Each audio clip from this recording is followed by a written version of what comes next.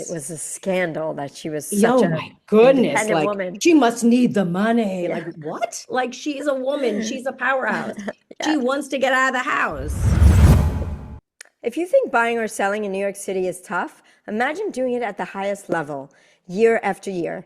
Today, I'm joined by Tracie Golding, a powerhouse broker ranked in the top 1% nationally, with more than 30 years of experience and over 100 million in annual sales.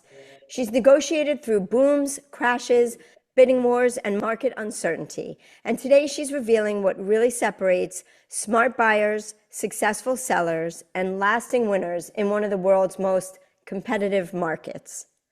Tracie, thank you for being here. Thanks for having me. I love this. We're so glad that you're here. Um, I have a lot of things I want to ask you, but I'm just going to dive in with what the hell is going on with New York real estate? It's funny because there's always something going on with New York real estate.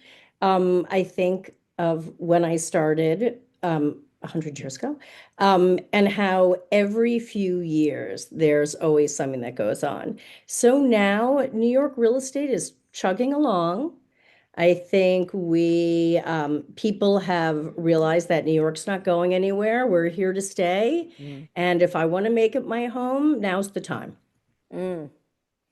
Okay, so um, this is a couple of fun facts. Based on 2026 Wallet Hub, they did a study analyzing 180 plus of the largest US cities, and they came up with Fremont, California being the happiest city due Ooh. to emotional, physical, and community well-being.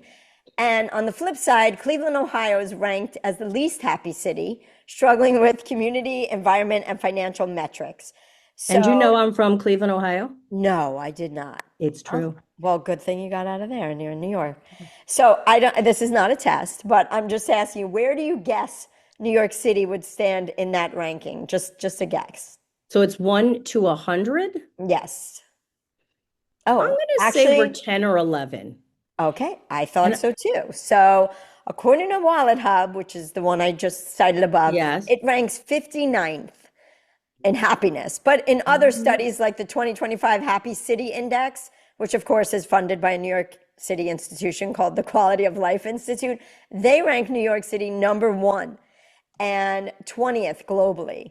So huge discrepancy. I want to ask you where you think the truth actually lies, but Okay, so tell that's me. crazy. So, as someone who came from Cleveland, Ohio to New York, living in a big city is an adjustment. But what I have always loved about living in a big city is that not that you're anonymous, but you can be your own Mm. person without, in a suburb, everyone may know you or talk about you or hear things about you.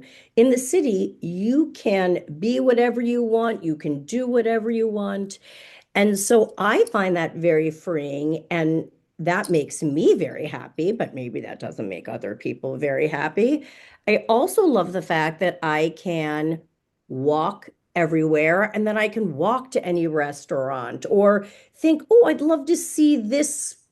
I'd like to go hear a violin concert. I'd love to go see a play. There's so much Yeah. variety of what you can do and where you can go that you're never bored. Yeah. So, and you can do it on a budget. There are tons of apps and discounts. And, if you really want to do it, you're going to find a way. And so I would rank New York much higher. I get if you're a So would surfer I. living by a beach, or if you're, you love to ski living on a mountain. I would say New York's number one, but I do think it should be in the top 10. Me too. I was shocked by the 59. And Yeah. it is an expensive city, but you get what you pay for. It's an amazing city. And there's so much free entertainment. Like you just walk outside your apartment in New York and there are a million things to see and do. And that's Yeah. what's so incredible about it. Um, did you always know you wanted to go into real estate? No, I used to work in advertising. Okay. Do you want to hear the story? Sure. So I worked in advertising and I had just gotten off this very tough shoot. We had a very difficult client. It was this whole experience that just was took so much of my time. And then I went on jury duty. And on jury duty, it was before cell phones and, before the Hmm. computer. So you came with like magazines or a book and you sat around. And I loved jury duty. And so after a few days on jury duty, I thought, I can't go back to that insanity. I'm going to go to business school. And so I would stand in line for the payphone and I would start calling schools because they had to mail you applications. That's Yeah. how it was back then. I remember calling Stanley Kaplan to sign up to take the GMATs and I thought, I am going back to that office and I am quitting. I am starting in real estate. Oh no, I'm going to go back. I'm going to go to business school. And then I realized, how am I going to afford my life? I Mm. need to do something. Either I'm going to be a waitress or like, how am I making money so I can afford my apartment and then go to school? So I had a friend from Cleveland whose uncle was a real estate broker in the city. And I also knew another woman who was a real estate broker. So I reached out to them and said, hey, can I shadow you to see if this is something I can do? And I shadowed both of them and realized, okay, I can easily do this for a year. Got my license, did it very quickly.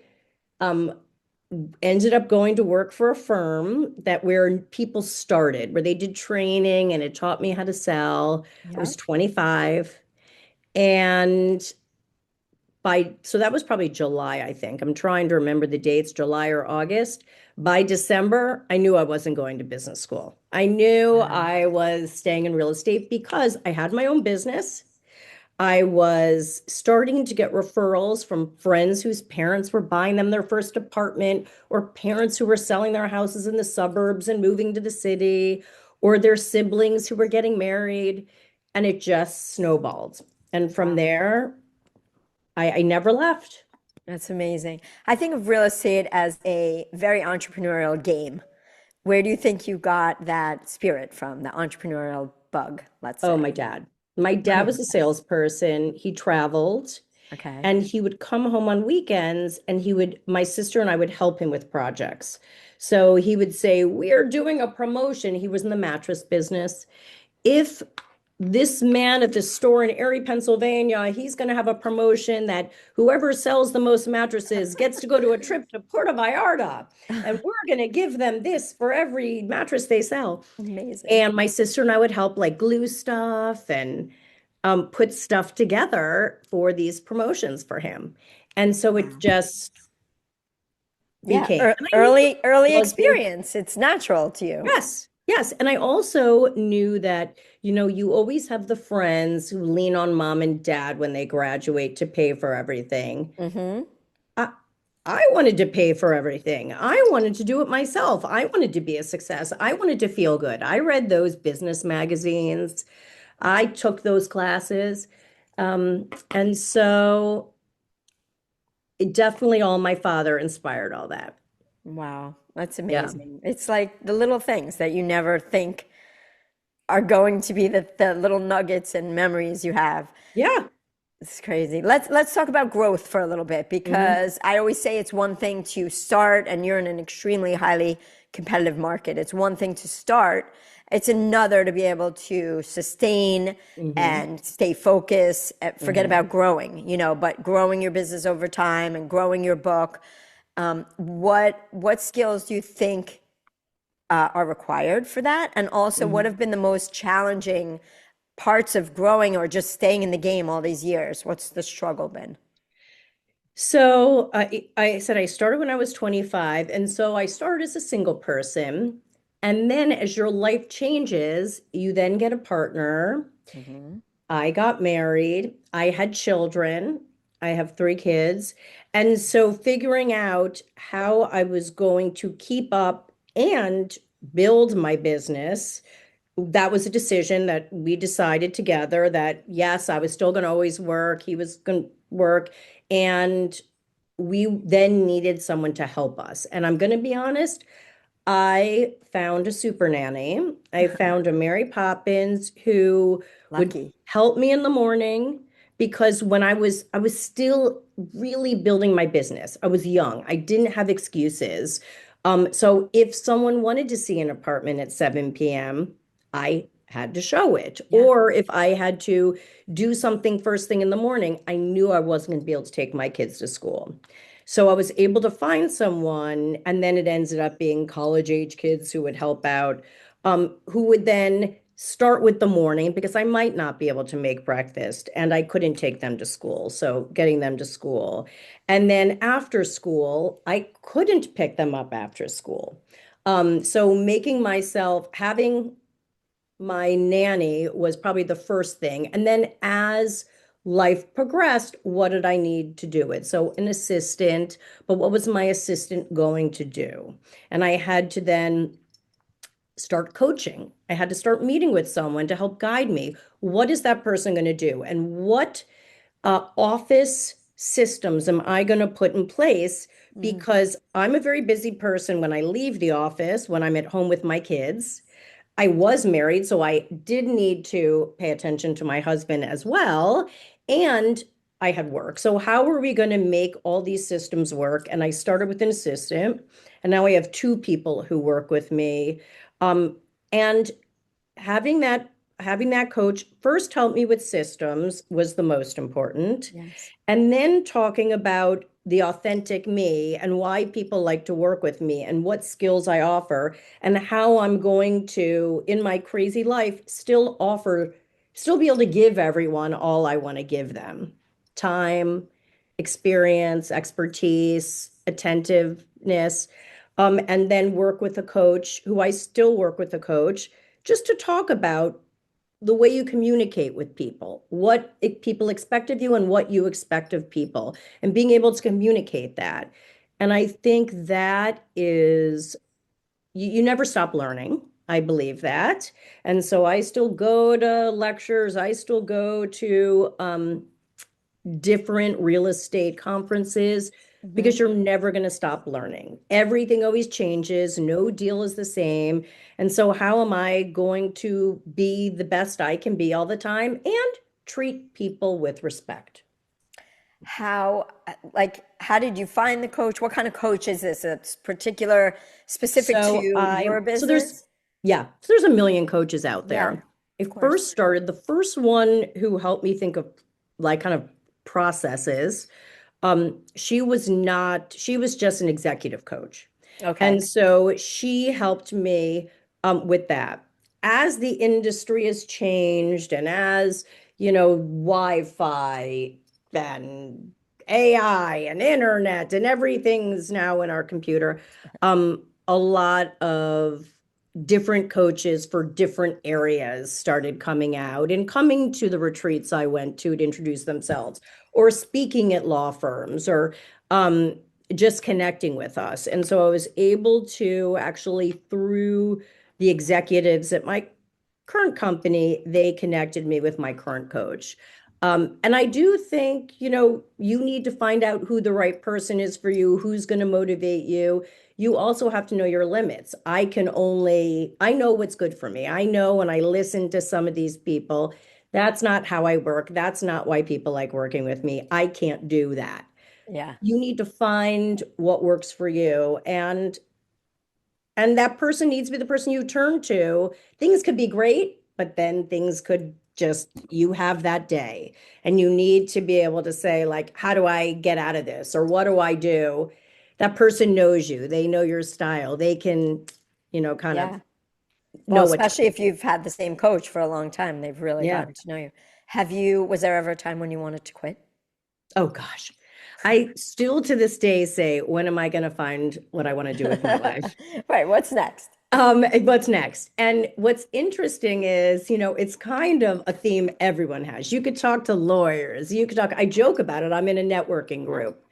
And in my networking group, I joke and say, like, what's my next, what am I going to do next? Because there's always pluses and minuses. I know this is what I'm doing. I joke about it. I know I'm very good at it. I do love that I know I'm good at it and I know how to work out things that are hard to work out. But there are times that just ruin you. And just like Yeah. any job, there's times that you're like, I can I do this anymore? Um, and I think this is the career for me, but I do joke that, what's the next step? Like what am I gonna do? What should I do? Yeah. Yeah. In your next life. Like, it's so funny. I'm fascinated by the debate about like when people tell people, do what you're passionate about. It's like, yeah, maybe, but if you do something that you're really good at, or you become really good at something, you're passionate. That becomes a great feeling to have mastered something and to be really good at something. And I'm always back and forth between like, well, do you do your passions on the side of work? You make your money and you do great at whatever you're good at, and then have other passions, or do you work at your passion? I guess it really depends what your passion is, but Well, you that's I have always volunteered, and I in my education I thought I'd be a nursery school teacher. I loved little kids. And then I realized like I'm not a nursery school teacher. But I volunteer with kids on the side. right, So that's what I do to get my fill, to make myself feel good that I'm helping what I feel good and passionate about. Um, correct. but I agree 100% with what you said that I come home feeling really good about myself. I'll go out tonight feeling really good about myself because I know I'm good at what I do. I know that I responded to everything I need to respond to. I did everything. Or I'll have a list and say, well, tomorrow we'll hit X, Y, and Z. And I'll feel good because I know I'm going to do that and I know I'm going to do it well. And it does like, it is like a little jump in my step. Like it Right. is I really mean, good how can feeling. you not be passionate about being Yeah. great at something? And you are helping people. You're helping people find their dream home or their dream. I mean, that's, Yes. there's definitely a bigger meaning and part to what you do that is very necessary. And Yes. even if you're not the only person in the world who does it, you're the only person who does it the way specific way you do it. So Exactly. that's kind of amazing. Have you ever held a corporate job or any other job? I was in advertising, Yeah. so I worked for an advertising agency. I think it was 3 years. So I did work for a company and, had responsibilities and people to respond to and got What were paid a the paycheck. best and worst parts of that? Best the friends I made. Nice. I Okay. think universally, I would think everyone would say that because the people starting out were all a certain age and we all really bonded and Yeah. experienced New York for our first times together. The worst I found was, and this is why I wanted to leave. Now I hear in corporate America, they're doing a much better job at how you treat people. Mm, I felt back in the 90s, um, people took credit for your work. People didn't want to like you weren't given accolades for things you did. You were just expected to do that and someone else got the accolades. correct. I also felt it was not as organized as I would have liked it to be. I sat around waiting for people to get work done for me to do the work I needed to do. Yeah. Um, and I've heard now in corporate America that that has changed, that people that I'm sure some companies are still that way, but Yes. I have heard from people that a lot of companies have really got into the we all are here to be successful and let's work together and They've evolved. they've They've evolved. definitely evolved. Yeah. Do you usually have like a 3 year, 5 year, 10 year trajectory, like strategic plan, or are you more of a take it as it comes type of gal? It's funny you say that because my office manager this year sat me down and said, you're always doing the same production, but you shouldn't. You should be doing, 3 times that, 2 times that. How are we going to get there? Now, what I said was, listen, I'm at the point in my life, I bring it on. I'm going to do it. But if I can't handle it, like I need to be able to give everything I can give and give 100%. I'm not giving someone 65% and passing it on to Johnny to do. Of course. Um, so if I can do it, I will.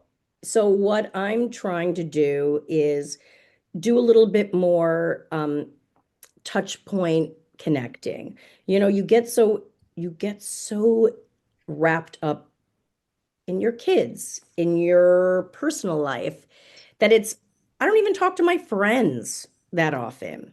And That's a so what I shame. really need to do is I think fondly of all my clients, but they could be forgetting about me in because I am out of their life now. I and when we're together looking for a property, we we have a great time. I know all Yeah. about their lives. I know about their kids. I just need to do a better job just connecting and checking in because that also helps expand my business. And that's my plan. My plan is how are we going to keep connecting to the future? And Yeah. that's how I'm going to do it. Yeah. All right. Um, it is hard to like when you're juggling the kids and your business and your clients to, do things that are fun for you. So, which Right. is kind of leads me to something I was going to ask you is that we have kids around the same age, Yep. so lots of changes around the last few years.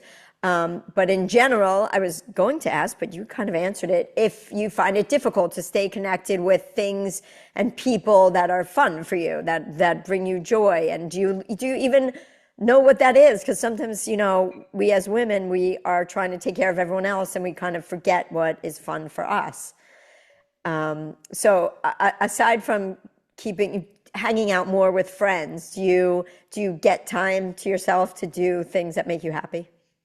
So this past year, I have really worked on that. That I feel like when women work and you're Hmm. married, you just spend so much time doing all the things that need to get done that you kind of lose a little bit of, oh my gosh, why don't I go to that concert? Why don't I say yes to that? Why? So I'm doing a great job. I love spending time with my kids when they're around. So I love spending time with them and their friends. I am doing a much better job of connecting with friends. My problem is you work all week and then it's Thursday and you go, oh my God, it's Thursday. What am I doing this weekend? Like I haven't planned because I've been too busy doing everything Working. else. Yeah. And so then I'm like, oh, what am I going to do? So I'm now making it a thing that I will have people over to my apartment once a month, a Saturday or Sunday. I don't care if everyone's like, it's this dry January, I'm not drinking. Okay, come over. We're going to make mocktails and we're going to cook and we're going to hang out. Yeah. Or it's Mexican night. Let's come over and make margaritas or I mean tacos. Or it's game night. Coming Right. over and we're playing board games. I'm making it because when you spend time with friends, it's so much more meaningful than just the checking call. So I'm trying to do that. I'm trying to connect better with my friends who don't live in New York City because we don't get to see each other and it could be 2 years we haven't spoken, but when we do, we love Yeah. It's talking to like each no other. time So has I'm passed. really this year for me, I'm happiest when I get to do things with people I love. And so that's my plan for this year. That's great. I like it. It's a goal. Goal. Who Yes. were some of your mentors? And do you still have them at this stage of the game when I'm sure you could be the mentor now, but do you still have your own Yeah. mentors? Well, I'm going to say, so I'm going to think of others, but probably I started at a firm and within the year went to a firm called Stribling and Associates. And it was started by a woman named Elizabeth Stribling. And at the time, it was quite revolutionary that she started a business. I think she Hmm. started it in 1984. She was a very classy New York City woman who was originally from the South. And, people are like, she's working. Oh my goodness. But she was a It powerhouse. was a scandal that she was such Oh a my goodness. independent Like, woman. she must need the money. Like, Yeah. what? Like, she's a woman. She's a powerhouse. She Yeah. wants to get out of the house. Yeah. Um, and so she really built this incredible brokerage firm that was then sold to Compass, where I work now. And she is really a role model. I think about how throughout my career there would be a situation, how she would handle it or advise me to Mm. handle it. And to this day, she would still be someone I would call. She's now retired. She's still involved, but retired. I would still now reach out to her for her advice because she was no nonsense. She was thoughtful. She was responsive. She was everything I want to be, on and on and on. Um, and so I would say overall, she really was my role model, besides my father or Yes. other women that I saw working. Yes, but I mean, that's irreplaceable. You can chat GPT things all you want, Claude, whatever, but a human being that has Hmm. done it, that has lived it Hmm. nothing beats that. Are you a mentor to any group or individual people? I don't think I'm a mentor to anyone, any one person, but part of my feeling of this business is what goes around comes around. And we all work so hard at what we do Mm. that we all have, there's just so much coming at you all the time, trying to break you down. And brokers should be team players. We're all in this together. Our goal is to get a property sold, whether we're working for the buyer or the seller. So let's work together. Let's help each other. Let's share the information that we're given. Mhm. Let's give each other, oh, yes, we sold this for X. So then when you're pricing something or when a client's bidding on something, let's help each other. So I feel that if someone asks me a question, I'm happy to answer them and help them because the good I share, hopefully they'll learn it and see it and do the same to someone else. And hopefully we're carrying forward a good energy to just be team players and help each other. Mm. And so I think I kind of do it for a lot of people. A lot of younger brokers will ask me my opinion, will ask me about something.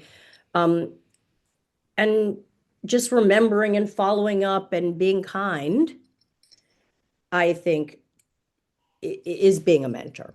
Of course, for sure. So Tracy, since Money Chick is about educating young women, and I'm sure there are a lot of girls out there that would love to get into real estate, can you sort of explain to them how the financial piece of that works? I know we talked about before how entrepreneurial it is. I want them to understand why it's an entrepreneurial business, how people get paid in real estate as opposed to a regular salaried position. So if you could explain that, that would be great. Absolutely. So in real estate, the reason why it's so entrepreneurial is because you do not get a paycheck. So there could be months where no money comes in and months when you do get paid. And so we get paid a commission. It's a percentage of the sale price. And then you work for a firm, gets paid to the firm, and the firm pays you what their agreed upon amount is that you get paid from them. I am an independent contractor, so the money that gets paid to me, I deposit that in my account, but I also have to pay all my taxes from that money. Hmm. So I have to be very conscious not to just put that into my business account and spend it all. I have to divide out my money. What I could invest, what has to go to taxes, what has to go to pay bills. And so you do have to be a little mindful about that. And I know we did talk about coaching. It did take me some time to figure out how I should properly do it. I did have to go to seminars. I did have to talk to other brokers because you can get stuck in a situation where taxes are due and you realize Hmm. I just paid all my bills. I don't have money to pay taxes. So you do work for yourself and you do have to be a business person with your finances. You do have to figure it all out and learn. And do you find that because of that, the first few years is sort of a cash flow lag? Like you have to uh, sort of get the machine rolling before then you can really plan ahead and put the tax money aside in the beginning. Like, Right. did it take you some time in the beginning to get was cash flow a challenge in the beginning? Absolutely, because you get a check and you're like, oh my gosh, I could get the watch I want. I could buy those shoes. I'm going to go to Sephora. But you can't do Go that. crazy on Sephora. Yes, you can't do that. So I even go crazy at like the drugstore. You can't do that. So it did take time to say, okay, half of this money is automatically going into the tax pile. Because I did unfortunately get in a situation where I thought, oh my gosh, how am I going to do this? It's like paying off your credit card bill in full. Like you have to know what you're spending so you can do Yes. that. Yes. I had to figure out what I was earning and where everything was going to go to do that. And it does take a little time to figure it out. Yeah. Do you find it challenging that you can have an amazing month sometimes and then, not so much the next month? Yes. And is it very seasonal, your business? Every state's different. And so where in New York City, we're kind of all the time. People Mm, die, people get married, people get divorced, people get relocated, on and on. Uh, so it really could be anything. And people always say, what's the best time to list? Well, we don't, in the suburbs, you have to worry about schools and school districts. yes. We don't really have that in New York. I mean, we do with certain public schools, but you just need a lease by a certain date or a signed contract by a certain date. That's not really our issue. It's kind of we are very tied to the stock market. And so Yes. buyers uh, are very influenced what friends do. And if friends start buying because things look good, they start buying. If friends stop buying, they stop. So our market goes up and down. There have been some Decembers where it is dead. And then this December, I had a bidding war the day after Christmas. So you never know. Certain August, because people like to travel, can be quiet, and certain August, you're just overwhelmed. So it's kind of, you really never know in New York. And so, as you said, certain months can be great, and you look at your bank account and you're like, I'm set. And then after your bills get paid for 2 months, and you're hoping and closing happens soon. Yeah. So you cannot, in real estate, if you really are counting every paycheck, you can't. You're going to drive yourself crazy. You're not going to be able, you really have to save, you really have to plan, Yeah. because you never know when Yeah. when things are going to trans. So how does social media play into your business? Is it a huge part, a small part? I know So it's that's funny. challenging. Yeah, because when social media happened, everyone was like, I need to be a TikTok star. Yes. I need to be a celebrity. Everyone wants to be Sirhan. Everyone in real Yes, estate needs to everyone be wants to be Sirhan. signed. Now, let me tell you, no person in the world I've never sold an apartment off Instagram. No one does, because when you're looking for an apartment, you're either using a professional who's going to send you listings, or you're on all the websites. You go on Yes. Compass now, you have every listing. Yes. And Compass is very high So tech as yes, as real estate firms go. They're and very high we're tech. exactly, and we're not allowed by law in New York. You have to post a listing. Once you post a listing, every member of the real estate board has to have that listing within 24 hours. So I can't sell something.